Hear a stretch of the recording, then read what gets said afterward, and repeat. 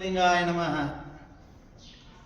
ಹುಲಸೂರು ಶ್ರೀ ಜಗದ್ಗುರು ಅಲ್ಲಮಪ್ರಭುದೇವರ ಶೂನ್ಯಪೀಠ ಅನುಭವ ಮಂಟಪದಲ್ಲಿ ದಿನಾಂಕ 26/11/2025 ಹಿಡಿದು ದಿನಾಂಕ 2/12/2025 ವಿವಿಧ ಕಾರ್ಯಕ್ರಮಗಳನ್ನು ಸಮಸ್ತ ಸದ್ಭಕ್ತರೆಲ್ಲರೂ ಕೂಡಿಕೊಂಡು ಹಮ್ಮಿಕೊಂಡಿರುತ್ತಾರೆ. ಈ ಕಾರ್ಯಕ್ರಮದಲ್ಲಿ ಪರಮಪೂಜ್ಯ ಶ್ರೀಗಳವರ 74ನೇ ವರ್ಷದ ಹುಟ್ಟುಹಬ್ಬದ ನಿಮಿತ್ತವಾಗಿ ವಿವಿಧ ಕಾರ್ಯಕ್ರಮಗಳು ಜರುಗುತ್ತವೆ. ಅದರಲ್ಲಿ ವಿಶೇಷವಾಗಿ 30/11/2025 ರಕ್ತದಾನ ಶಿಬಿರವನ್ನು ಹಮ್ಮಿಕೊಳ್ಳಲಾಗಿದೆ. ಆ ರಕ್ತದಾನ ಶಿಬಿರದಲ್ಲಿ ತಾವೆಲ್ಲ ರಕ್ತವನ್ನು ಕೊಡ್ತಕ್ಕಂಥ ಪ್ರತಿಯೊಬ್ಬ ನಾಗರಿಕರು ಶ್ರೀ ಆಕಾಶ್ ಖಂಡಾಳೆ ಅವರಲ್ಲಿ ತಮ್ಮ ಹೆಸರುಗಳನ್ನು ನೋಂದಾಯಿಸಿಕೊಳ್ಳಬೇಕಾಗಿ ವಿನಂತಿ. ಅದರ ಜೊತೆಯಲ್ಲಿ ಇವತ್ತು ಕರ್ನಾಟಕದಲ್ಲಿ ಅತ್ಯಂತ ಕ್ರಿಯಾಶೀಲ ಅಧ್ಯಕ್ಷರಾಗಿರ್ತಕ್ಕಂಥ ನಮ್ಮ ಮಹಿಳಾ ಆಯೋಗದ ಅಧ್ಯಕ್ಷರಾದ ಶರಣೆ ನಾಗಲಕ್ಷ್ಮಿ ಚೌಧರಿಯವರಿಗೆ ಅಕ್ಕಮಹಾದೇವಿ ಪ್ರಶಸ್ತಿಯನ್ನು ಕೊಟ್ಟಿದ್ದೇವೆ. ಅವರು ಕೂಡ ದಿನಾಂಕ 2ರಂದು ಆಗಮಿಸಿ ಈ ಪ್ರಶಸ್ತಿಯನ್ನು ಪಡೆದುಕೊಳ್ಳುತ್ತಾರೆ.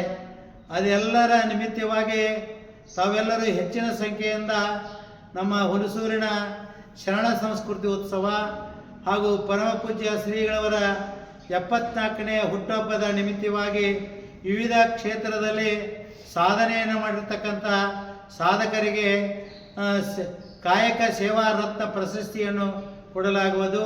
ಅದಕ್ಕಾಗಿ 74 ಮಂದಿ ಸಾಧಕರು ಈ ಕಾರ್ಯಕ್ರಮದಲ್ಲಿ ಭಾಗವಹಿಸಿದ್ದಾರೆ.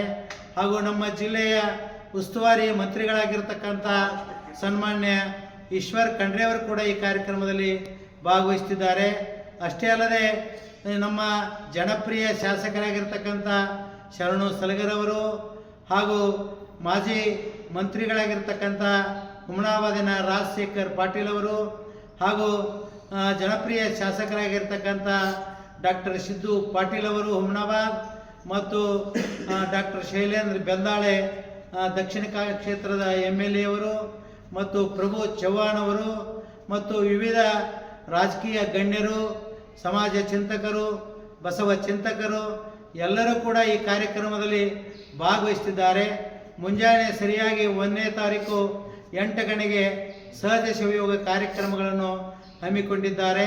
ಸಾಯಂಕಾಲ ಉದ್ಘಾಟನೆ ಸಮಾರಂಭದ ದಿನಾಂಕ 2ರಂದು ಮುಂಜಾನೆ 8 ಗಂಟೆಗೆ ಸಹಜ ಶಿವಯೋಗ, 11 ಗಂಟೆಗೆ ನಮ್ಮ ಕರ್ನಾಟಕ ಸರ್ಕಾರದ ಮಹಿಳಾ ಆಯೋಗದ ಅಧ್ಯಕ್ಷರಾಗಿರ್ತಕ್ಕಂಥ ಶರಣೆ ನಾಗಲಕ್ಷ್ಮಿ ಚೌಧರಿಯವರು ಬರ್ತಿದ್ದಾರೆ.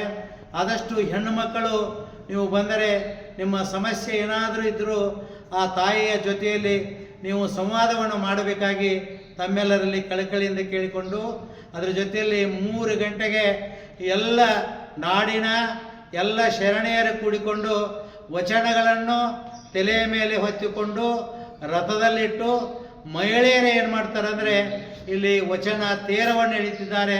ಆ ತೇರಿನಲ್ಲಿ ಕೂಡ ನಮ್ಮ ನಾಡಿನ ಎಲ್ಲ ಮಹಿಳೆಯರು, ನಮ್ಮ ಜಿಲ್ಲೆ, ನಮ್ಮ ತಾಲೂಕು ಎಲ್ಲರೂ ಬಂದು ಈ ಕಾರ್ಯಕ್ರಮದಲ್ಲಿ ಪಾಲ್ಗೊಳ್ಳಬೇಕಂತ ಹೇಳಿ ಸಮಸ್ತ ಸದ್ಭಕ್ತರು ಕಳಕಳಿಯಿಂದ ತಮ್ಮೆಲ್ಲರಲ್ಲಿ ಪ್ರಾರ್ಥನೆಯನ್ನು ಮಾಡಿಕೊಂಡಿರುತ್ತಾರೆ.